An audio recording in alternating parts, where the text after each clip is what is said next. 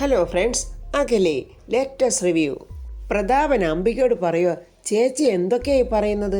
ഞാൻ ആ സിസ്റ്ററിനെ കാണുന്ന അങ്ങനൊരു രീതിക്കല്ല, എൻ്റെ പെങ്ങളെപ്പോലെ.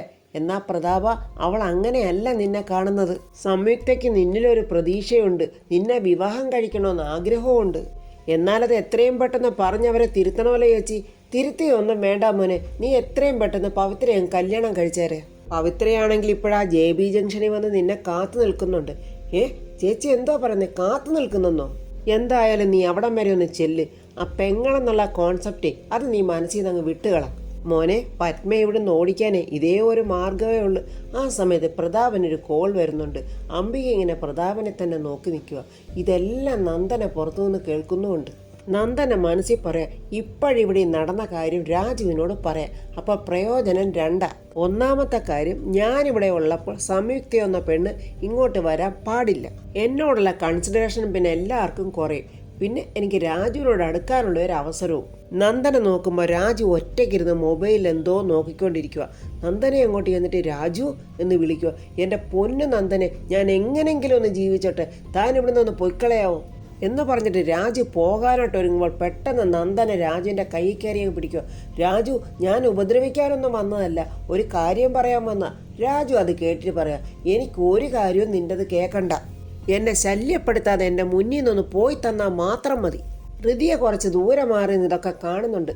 നന്ദന പറയാം, ഞാൻ ഈ പറയാൻ പോകുന്നത് രാജുവിനും ഹൃദയയ്ക്ക് ഉപകാരമുള്ള കാര്യമാണ്. വല്യമ്മാവൻ്റെ മുറിയിൽ എൻ്റെ അമ്മായിയമ്മ നടത്തിയ ഒരു വലിയ ഗൂഢാലോചനയുടെ കാര്യമാ ഞാൻ പറയാൻ പോകുന്നത്. ഗൂഢാലോചനയോ? എന്ത് ഗൂഢാലോചന? വല്യമ്മാവനെ ആ സംയുക്തയെ കാണാൻ പോകുന്നെന്ന്, അവരുടെ കല്യാണമാണെന്ന്. ഇത് കേട്ട് ഹൃദയ അങ്ങ് ഞെട്ടി നിൽക്കുക. എന്ത് പറയാന്, കഷായം കുടിക്കുന്ന പ്രായത്തിൽ കല്യാണമെന്ന്. ആ JB ജംഗ്ഷനിലോ മറ്റോ സംയുക്ത വന്ന് കാത്തു നിൽക്കുന്നെന്ന്. ദേണ്ട, വല്യമ്മാവൻ അങ്ങോട്ട് പോയിക്കഴിഞ്ഞു. എടോ, താനീ പറയുന്ന നേരാണോടോ? ഹൃദയ അങ്ങോട്ട് ചെന്നിട്ട് നന്ദനോട് ചോദിക്കാം, നീ ഇതെങ്ങനെ അറിഞ്ഞു? അത് ഞാൻ പറയാം. പ്രതാപന്റെ മുറിയിൽ ചെന്ന് അംബിക പറഞ്ഞ കാര്യങ്ങളൊക്കെ നന്ദന ഇങ്ങനെ ഹൃദയോടും രാജുവിനോടും പറയുക. അതെല്ലാം കേട്ട് കഴിഞ്ഞിട്ട് ഹൃദയ പറയാം, എന്തായാലും ഞാൻ അവിടം വരെ പോകാൻ തീരുമാനിച്ചു. ഋതു, ഒറ്റയ്ക്ക് പോകണ്ട, ഞാനും കൂടെ വരാം എന്നും പറഞ്ഞ് രാജുവും കൂടെ പോവുക. നന്ദനയ്ക്ക് പെട്ടെന്നൊരു സംശയം, ദൈവമേ, ഇതെനിക്ക് തന്നെ പാരയാവുമോ? ഇനി രാജുവും ഋതുവും കൂടെ അങ്ങ് ഒന്നാവുമോ? ഹൃതികയാണെങ്കിൽ രാജുവിൻ്റെ ബൈക്കിൽ പിടിക്കാതിരുന്ന് പോവുക. അത് കണ്ടിട്ട് രാജു പറയും, ഗട്ടറുള്ള റോഡാണേ, വീഴാതെ നോക്കിക്കോണേ. വീഴുന്നെങ്കിൽ ഒരു കുഴപ്പമില്ല, വീണാ റോഡിലല്ലേ വീഴൂ, മറ്റുള്ളവരുടെ ലൈഫിലെങ്ങും പോയി ഞാൻ വീഴത്തില്ലല്ലോ. എന്തായാലും എൻ്റെ ലൈഫ് ഇങ്ങനെ ആയിപ്പോയില്ലേ. രാജു മനസ്സിൽ പറയാം, എൻ്റെ ദൈവമേ, ഇതെങ്ങനെ പറഞ്ഞ് ഞാനൊന്ന് ക്ലിയർ ചെയ്യും? ആ പെണ്ണ് കഷ്ടകാലത്തിനവിടെ വന്ന് കയറിപ്പോയല്ലോ. ഒന്ന് സ്പീഡിൽ പോകാൻ പറ്റുമോ? രാജു പറയാം, ഇതേ 2 വീലുള്ള 2 വീലറാ, ഇത് കാറൊന്നുമല്ല, ഇത്രയും സ്പീഡിലേ പോകാൻ പറ്റൂ. പ്രതാപൻ വന്ന് സംയുക്തയെ കണ്ടു. എന്നിട്ട് ചോദിക്കുന്നു, സിസ്റ്റർ എന്തിനാ എന്നെ കാണണമെന്ന് പറഞ്ഞു? അയ്യോ, ഞാനങ്ങനെ പറഞ്ഞിട്ടില്ല. സാറിനെ പോലെ ഇത്രയും വലിയ ഒരാളെ ഈ റോഡിൽ വന്ന് ഇങ്ങനെ കാണണമെന്ന് ഞാൻ പറയുമോ? അംബിക ചേച്ചി എന്നെ വിളിച്ച് പറഞ്ഞത്, നീ ആരിൻ്റെ ചോട്ടിൽ വന്ന് നിൽക്ക്, വർമ്മ സാർ നിന്നെ കാണാൻ അങ്ങോട്ട് വരുന്നുണ്ടെന്ന്. സിസ്റ്റർ, ചേച്ചിയെ തെറ്റിദ്ധരിക്കുകയോ കുറ്റം പറയുകയോ ഒന്നും വേണ്ട. എന്നെ സ്വന്തം മകനെ പോലെ ആ ചേച്ചി കാണുന്നത്. എന്നെ ജീവനാ എൻ്റെ ചേച്ചിക്ക്. സംയുക്ത മനസ്സിൽ പറയാ, പാവം മനുഷ്യൻ ശുദ്ധഗതിക്കാരനായി പോയല്ലോ. അവരൊരു ദുഷ്ട സ്ത്രീയാണെന്നും എന്തും ചെയ്യാൻ മടിക്കാത്തതാണെന്നും പാവം ഇദ്ദേഹത്തിന് അറിയില്ലല്ലോ. സിസ്റ്റർ എന്താ പെട്ടെന്ന് ആബ്സെന്റ് മൈൻഡ് ആയത്? അയ്യോ, ഒന്നുമില്ല സാറേ, ഞാൻ പറഞ്ഞു വന്നതേ എൻ്റെ നന്മയ്ക്ക് വേണ്ടി ചേച്ചി ചിന്തിക്കുന്നതല്ല എനിക്ക് ഉപദ്രവമായിട്ട് മാറുവാണ്. എൻ്റെ ജീവൻ രക്ഷിച്ച ആളല്ലേ സിസ്റ്റർ പവിത്ര. സംയുക്ത മനസ്സിൽ പറയുക, അയ്യോ പാവം, സാറിൻ്റെ ജീവൻ രക്ഷിച്ചത് ഞാനല്ല, അങ്ങയുടെ വൈഫ് തന്നെയാണെന്ന് ഞാൻ സാറിനോട് പറയണോ? അല്ലെങ്കിൽ വേണ്ട, ആ പിള്ളേർക്കും പത്മേച്ചിക്കും അത് ഉപദ്രവമായി മാറിയാലോ. എന്നെ ജീവിതത്തിലോട്ട് തിരിച്ചു കൊണ്ടുവന്ന സിസ്റ്ററെ ഞാൻ ആദരവോടുകൂടിയാണ് നോക്കുന്നത്. എനിക്ക് സിസ്റ്റർ നല്ലൊരു സുഹൃത്താണ്. എനിക്കും അങ്ങനെ തന്നെയാണ് സാറേ. എനിക്ക് സാറിനോട് സ്നേഹവും ബഹുമാനവും മാത്രമേ ഉള്ളൂ. ചേച്ചിക്കാണെങ്കിൽ നമ്മൾ രണ്ടുപേരും ഒരുമിക്കണമെന്നും വിവാഹം കഴിക്കണമെന്നും ഒക്കെ ആഗ്രഹം. എനിക്കങ്ങനെ ചിന്തിക്കാനേ പറ്റില്ല സിസ്റ്ററെ. അയ്യോ, എനിക്കും അങ്ങനെ ചിന്തിക്കാൻ പറ്റില്ല സാറേ. സാറിന് ഇനി അങ്ങനെ വല്ല ആഗ്രഹമുണ്ടോയെന്ന് ഞാൻ തന്നെ അങ്ങോട്ട് ചോദിക്കാനിരിക്കുമായിരുന്നു. അങ്ങനെ എനിക്കൊരാഗ്രഹം ഇല്ല സിസ്റ്ററെ. ഒന്നാമത് എൻ്റെ ഏജ്, എൻ്റെ മകളാകാനുള്ള പ്രായമേ ഉള്ളൂ സിസ്റ്റർക്ക്. എൻ്റെ ചേച്ചി എൻ്റെ നന്മ മാത്രമാണ് ആഗ്രഹിക്കുന്നത്. അതുകൊണ്ട് സംയുക്തയെ കൊണ്ട് എന്നെ വിവാഹം കഴിപ്പിക്കാനുള്ള ചേച്ചിയുടെ ആഗ്രഹം സംയുക്തനൊന്ന് പറഞ്ഞ് മനസ്സിലാക്കി കൊടുക്കണം. ഞാനും വല്ലാത്തൊരു ധർമ്മസങ്കടത്തിലായിരുന്നു സാർ. എന്തായാലും ഇപ്പോഴത് മാറി. ഇപ്പോഴാണ് എൻ്റെ മനസ്സിനൊരു ആശ്വാസമായത്. പ്രതാപൻ സന്തോഷത്തോടെ ചിരിച്ചുകൊണ്ട് പറയാം, ഞാൻ സ്നേഹിച്ച് വിവാഹം കഴിച്ച ഒരാളാണ്. അതൊക്കെ എനിക്കറിയാം സാർ. സാറ് സൂര്യമംഗലത്തെ രാജകുമാരിയെ കല്യാണം കഴിച്ച കഥ ഈ നാട്ടിലെ കൊച്ചു കുട്ടികൾക്ക് വരെ അറിയാം. ഒരു സെലിബ്രിറ്റി കൂടിയല്ലയോ പത്മാവതി മാഡം? ഒരു പുച്ഛത്തോടെ പ്രതാപൻ പറയാം, ഒരു സെലിബ്രിറ്റി, അവളൊരു വഞ്ചക കൂടെയാണെന്നുള്ള കാര്യം സിസ്റ്റർ അറിഞ്ഞിട്ടുണ്ടാവില്ല. ഞാനിത് കേട്ടിട്ടുണ്ട് സാർ, ഞാൻ വിശ്വസിക്കില്ല, എനിക്കത് വിശ്വസിക്കാൻ പറ്റില്ല. ഞാൻ പറയുന്നതുകൊണ്ട് സാറിന് ഒന്നും തോന്നരുത്, ഇതൊക്കെ സാറിൻ്റെ തെറ്റിദ്ധാരണകളാണെന്നാണ് എല്ലാവരും പറയുന്നത്. എൻ്റെ തെറ്റിദ്ധാരണകളൊന്നും അല്ല സിസ്റ്ററെ, നേരിൽ കണ്ട കാഴ്ചകൾ എങ്ങനെയാണ് വിശ്വസിക്കാതിരിക്കുന്നത്?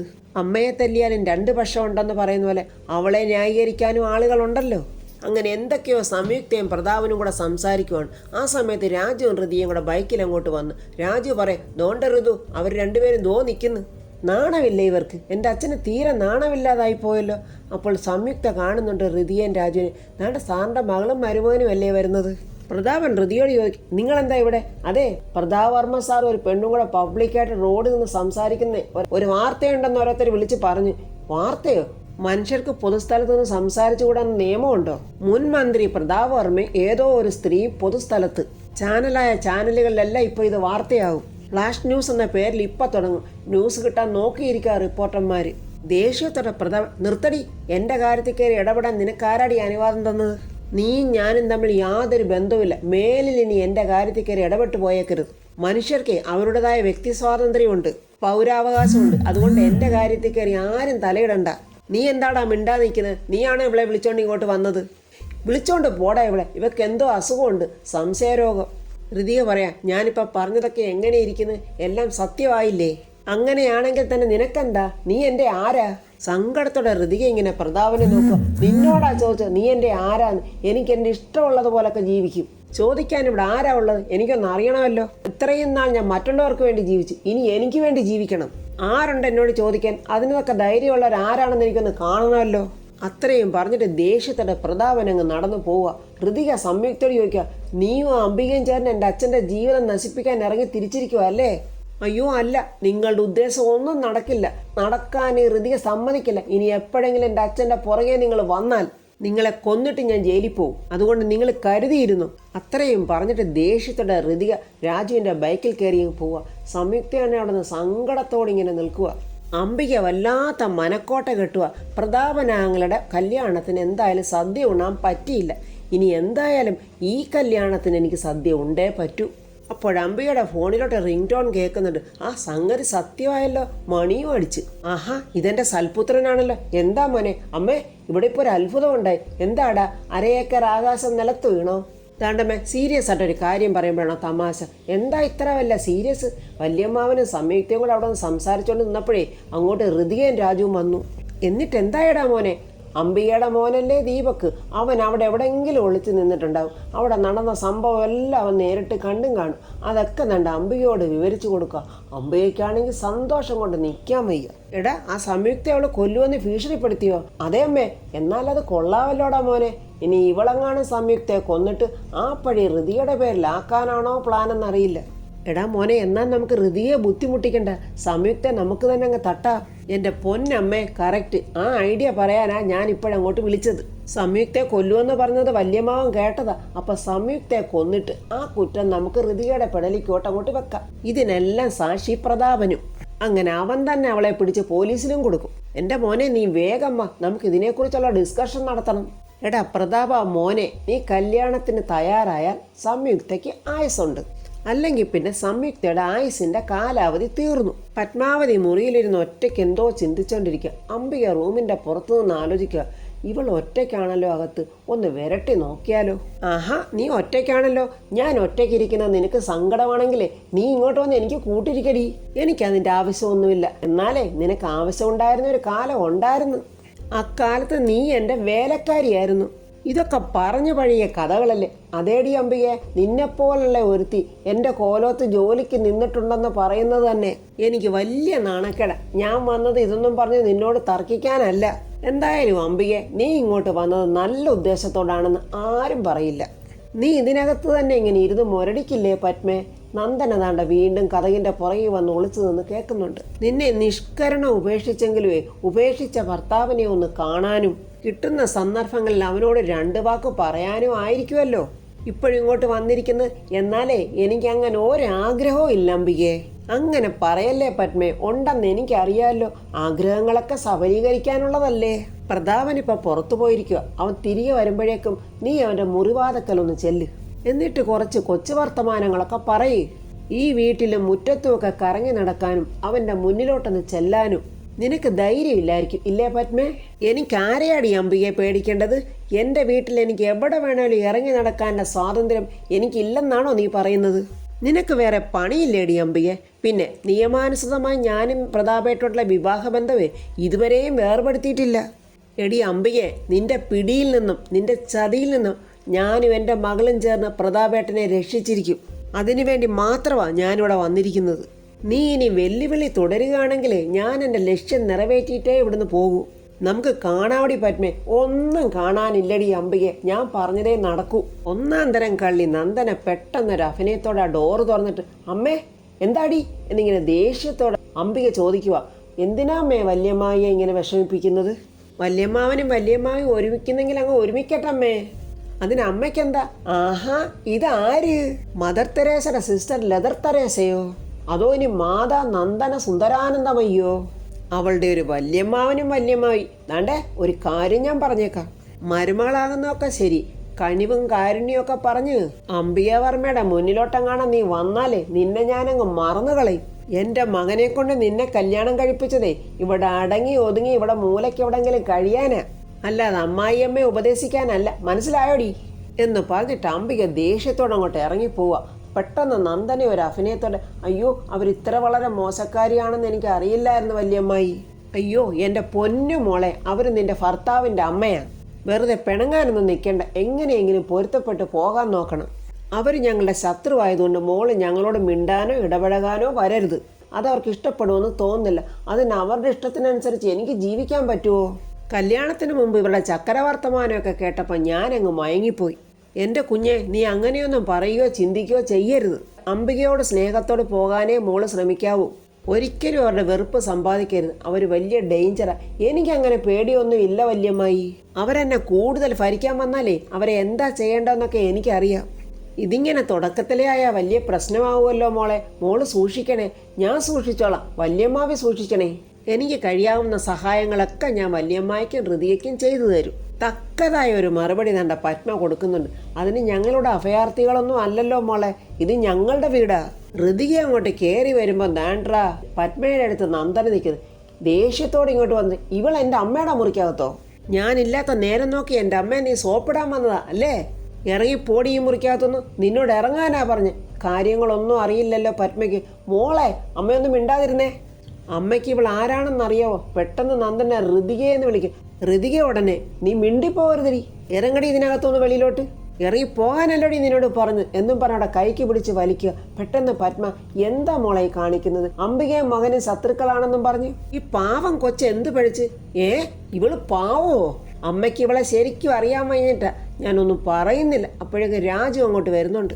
ചിലർക്കൊക്കെ അത് ഷോക്കാവും. ഇനി മേലാ ഞങ്ങളുടെ പരിസരത്ത് നിന്നെ കണ്ടുപോയേക്കുന്നത്. പോടി ഇറങ്ങി വിടുന്നു. നന്ദനെ തള്ളി പുറത്തോട്ട് ഇറക്കി വിട്ടു കഴിഞ്ഞ് ഹൃതിക. പത്മ ചോദിക്കേ, എൻ്റെ മോളെ എന്താ ഇത്? നിനക്ക് എന്താ പറ്റിയത്? രാജുവിനെ ഒന്ന് നോക്കിയിട്ട് പറ്റിയതൊക്കെ പറ്റി, അത്രേ ഉള്ളമ്മേ. പത്മാവതി രാജുവിനെ നോക്കുന്നുണ്ട്. രാജു തല കുനിഞ്ഞ് അവിടെ നിന്നിട്ട് പെട്ടെന്ന് അവിടെ നിന്ന് ഇറങ്ങി പോവുക. ഇതൊക്കെ കണ്ടിട്ട് പത്മാവതിക്ക് എന്തോ ഒരു ഡൗട്ട്. ഞാനൊരു കാര്യം ചോദിച്ചാൽ എൻ്റെ മോൾ എന്നോട് സത്യം പറയണം. അമ്മ ചോദിക്ക്.